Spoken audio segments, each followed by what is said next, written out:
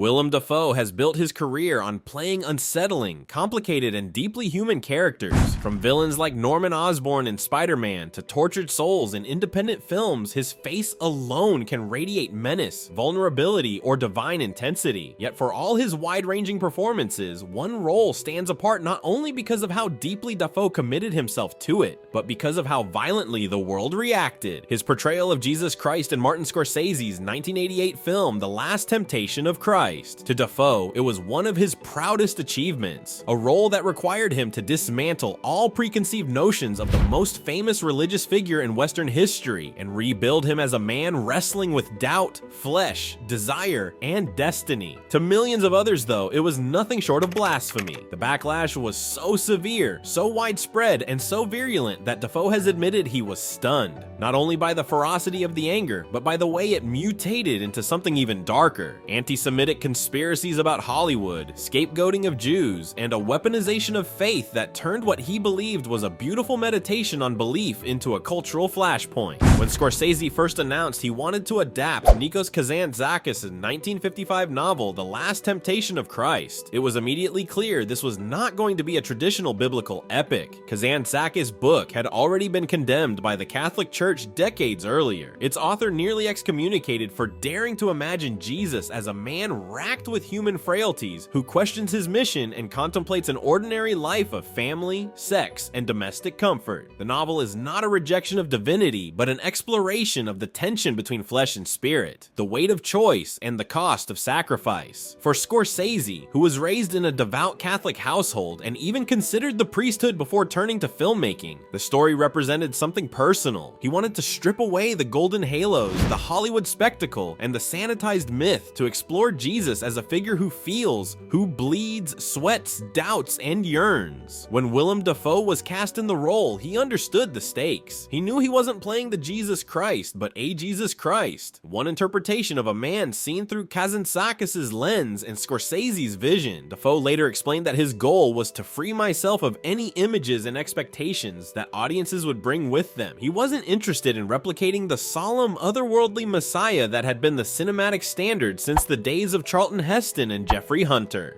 Instead, he approached Jesus like any other character, finding his humanity, his fears, his anger, and his longing for love. The film itself was shot on a shoestring budget, almost guerrilla style compared to Hollywood blockbusters of the time, yet the cast was extraordinary. Harvey Keitel played Judas, Barbara Hershey embodied Mary Magdalene, and David Bowie made a startling appearance as Pontius Pilate. At the center of it all was Dafoe, in nearly every frame, sweating under the desert sun, whispering prayers, shouting at God, trembling in ecstasy, and confronting the darkest corners of temptation.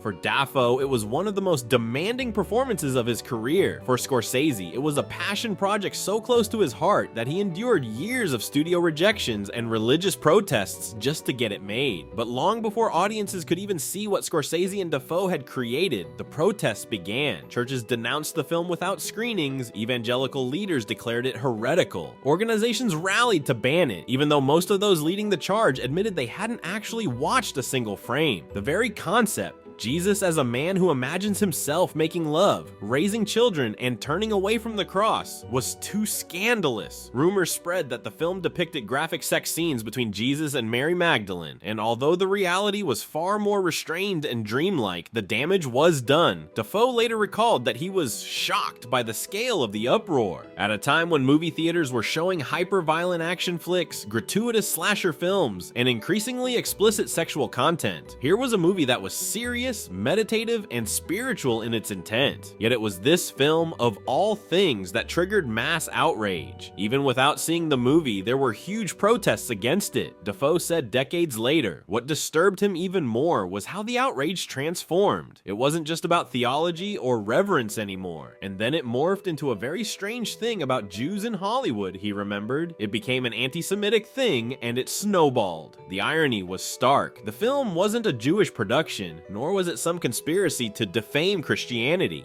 It was the work of Scorsese, an Italian-American Catholic based on a novel by a Greek Orthodox writer. But once the protests caught fire, they became a vessel for pre-existing resentments. Suddenly, demonstrators weren't only calling Scorsese a blasphemer, they were railing against Hollywood Jews corrupting faith, recycling centuries-old anti-Semitic tropes. The Catholic Church, contrary to popular perception, was not the main driver of the backlash. It was largely the religious right in America, fundamentalist groups that seized the controversy as a way to rally supporters, flex political muscle, and wage culture war. For Dafoe, who had poured himself into the project with sincerity, the attacks were bewildering. He saw his work not as sacrilege, but as an attempt to engage honestly with questions of faith. Jesus, he argued, should not be reduced to an untouchable icon. To understand his sacrifice, you had to understand his struggle, his fear of failure, his temptation to escape, his yearning for ordinary pleasures. Portraying that inner battle made Jesus more relatable, not less divine. And yet, for daring to embody this vision, Dafoe found himself vilified in headlines, targeted in protests, and forever marked by the role. The backlash had tangible consequences. The Last Temptation of Christ was pulled from some theaters, boycotted in others, and attacked by mobs in certain countries. In Paris, protesters even set off Molotov cocktails in a cinema showing the film, injuring bystanders. In the United States, politicians demanded bans, while televangelists urged viewers to shun not only the movie, but also the studios and stars associated with it. Dafoe himself was not immune from personal criticism. Some viewers who did not separate the role from the actor hurled accusations that he was mocking Christ, even though his performance was anything but mocking. Looking back, Dafoe has admitted that the experience was a drag precisely because it limited the reach of a project he believed in so deeply. It really did keep it from being widely distributed, he said. It was a movie that was trying to address itself to the nature of faith. And that was the most painful irony. A film intended to spark conversation about belief was silenced by those who refused to even witness it. Yet for Dafoe, the role remains one of his favorites. It demanded everything of him, physically, emotionally, spiritually. He was almost in every shot, enduring the grueling production conditions while shouldering the weight of one of the most controversial characters in cinematic history. He has described it as a beautiful role because it was about the human part of Jesus, and that ultimately was what drew him in. The opportunity to play not a glowing figure in stained glass, but a man wrestling with responsibility, sacrifice, and destiny. Years later, in 2018, when the film reached its 30th anniversary, Dafoe reiterated that the opposition had come less from Catholic institutions and more from political movements eager to use religion as a weapon. It was a time that the religious right, not necessarily the Catholic Church, but the political right, really saw this as a moment to attack Hollywood. He said, "They exploited outrage to score points, to rally the faithful against the perceived corruption of entertainment. In doing so, they turned what might have been an intense but isolated controversy into a global firestorm. And yet, time has a way of softening anger. Today, The Last Temptation of Christ is recognized as one of Scorsese's boldest works, not a piece of blasphemy, but a daring exploration of faith. Critics have revisited it with fresh eyes, praising its sincerity and its refusal to settle for cliches. Dafoe's performance, once condemned as sacrilegious, is now seen as one of his bravest, but the scars of the backlash remain, and Dafoe has never forgotten the venom it unleashed. For audiences who lived through it, the memory is clear. Willem Dafoe, one of the most versatile actors of his generation, once dared to play Jesus not as an icon, but as a man, and the world erupted. To some, he was a blasphemer, to others, a visionary. But to Dafoe himself, he was simply an actor answering the call of a role that asked him to confront the deepest human questions of faith, doubt, and sacrifice. And though the protests drowned out the film's initial release, history has vindicated his choice. It remains perhaps the one role everyone seemed to hate at the time,